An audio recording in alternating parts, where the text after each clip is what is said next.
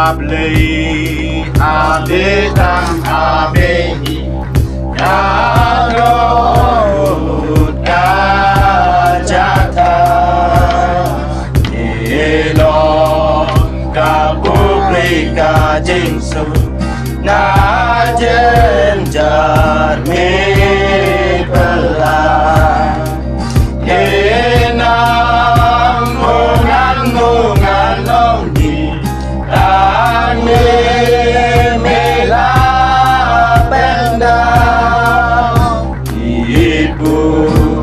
Rika berteki pen Yang akin layara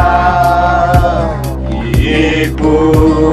Rika berteki pen Yang akin layara Kasih yang yaki umbaim Hamiki ya senson Awa kijingkan syabonim Ki ajam kilapon Anmen tada kasur temai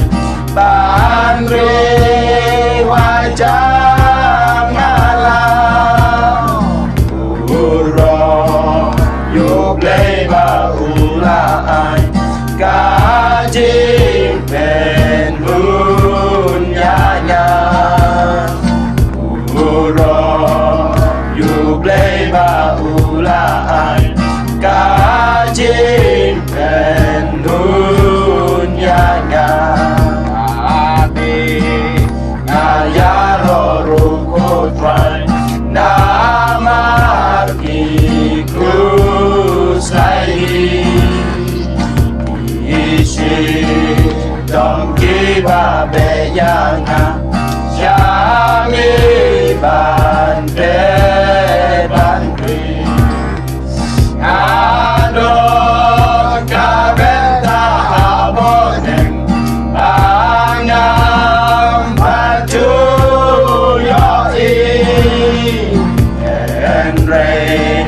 Kapibla mong jong mi Ya nyati kan kari Enre Kapibla mong jong mi Ya nyati kan kari Able Hamil tang hamil Kamen sim kalahu Batsau Don keleng ayosnya Kingin sawamahu Melong kabenta jong ngatrai Kihajar kipertam Harga jing yaroban om wai Haduki atabar Harga jing yaroban om wai Haduki atabar